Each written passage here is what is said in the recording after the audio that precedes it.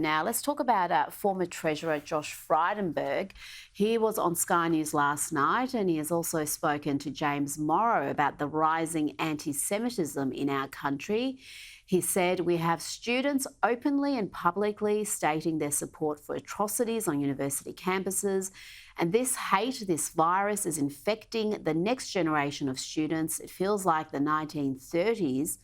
All over again." Patrick has also said Australians will be shocked when they realise the depth of the problem. Are we asleep to just how bad this is, how bad the hostility is towards the Jewish community? Absolutely. Look, you had the massacre on October 7, you had these awful, rabid protests on October 8.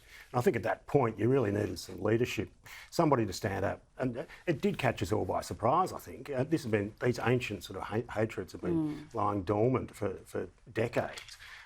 It needed some firm leadership from the start. We needed to hear who we were, what we were about, what Australian values are being ripped apart by this kind of protest and this kind of hatred. And we haven't had that. I mean, you had Education Minister Jason Clare talking about the supposed ambiguity of river to the sea. Well, there's nothing ambiguous about that. That is hateful. And that should have been called out from day one. But it was such a remarkable thing for him to say this late in proceedings. It wasn't the first week of the protest and he wasn't sure. We've heard it over and over again. We've heard the explanation of why that call is a call for genocide, why that's a call for the eradication of the only Jewish state. And yet he still comes out and pretends it's some grey area with that phrase that we've heard so often chanted in our streets pretty much every weekend during these protests. Absolutely. And look, I think the Labor Party has been very guilty of being too mindful or completely mindful of their Muslim electorates. They haven't been saying what needs to be said. They've been pandering to those sections of the community with the next election in mind. And I think that really does show such a lack of political courage and fortitude when it really is needed most. Oh, absolutely. And Josh Frydenberg is going to be presenting a Sky News documentary called Never Again, The Fight Against Anti-Semitism. It will be on this station May 28. Let's have a look.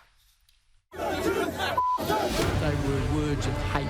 The philosophy of some level of extermination. Surely, in modern Australia, we're better than that. Just a little bit of anti-Semitism is okay. That thought has crept into the national psyche or into the psyche of some of our leaders. People will have different views about Israel, about Palestine. If you, as a Holocaust survivor, had the opportunity to speak to the Prime Minister of Australia today. Be aware of what's going on around you. Speak out for us. Lead. Next week's federal budget is expected to take a hit from Victoria's COVID debt levy, with economists warning that Victoria's perilous economic outlook is becoming a greater burden on the nation's finances. But Victorian Premier Jacinta Allen is promising cost of living relief. But there's no doubt that, Patrick, the Victorian budget in particular is going to be ugly. We've got the highest debt of any state. And we're looking at that debt growing to more than $177 billion by 2027. It's unbelievable, isn't it? I think the only winner here is South Australia, because New Victoria is like the old South Australia, this part of the country that just drags back the rest of the nation. We're going to become the butt of jokes again. Remember back in the Joan Kerner days, before we had the major projects-led recovery? Yes. We were the butt of jokes, and I did not like it back then, and I don't think I'm going to like it this time around. Well, the big problem now are the major projects that nobody really understands why we're getting, like the suburban rail loop, which is going to cost tens of billions of dollars. Nobody really wants it. No one understands it. We can't afford it, and that's what all these petty taxes are coming into. Victorians are being gouged to pay for these things that we really don't want.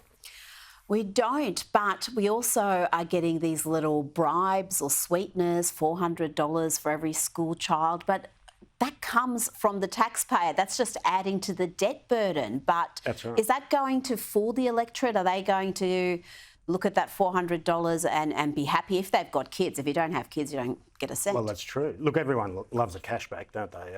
Something for free. It's not a huge amount of money. I think it's only $287 million in total.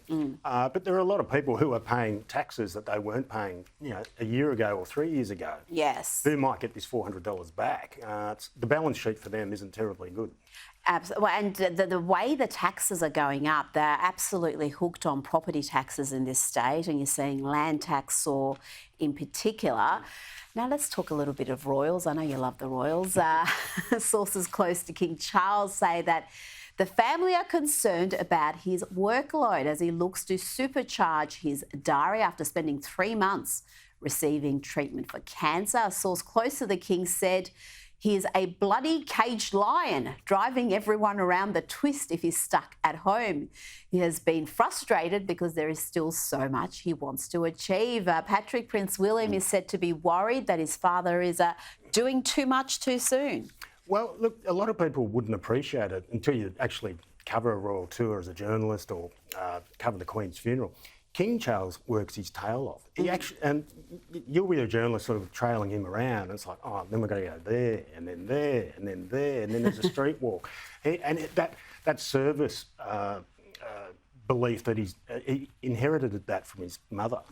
He really does believe in it, and I think it makes him happy. If he can work, he should be working. Well, he's been waiting for this role his entire life, and he got it quite late, unlike his mother.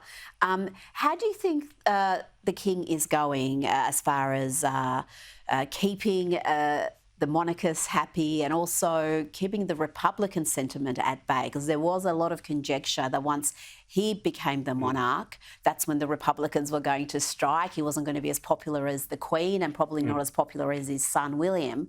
But he seems to be doing a pretty good job, and the regard for him has increased. Look, the Republicans have been sort of savvy, if you like. You get media releases from the Republican movement, at least weekly, if not daily, sort of talking to what they say is the fact that it's so foreign and distant and archaic.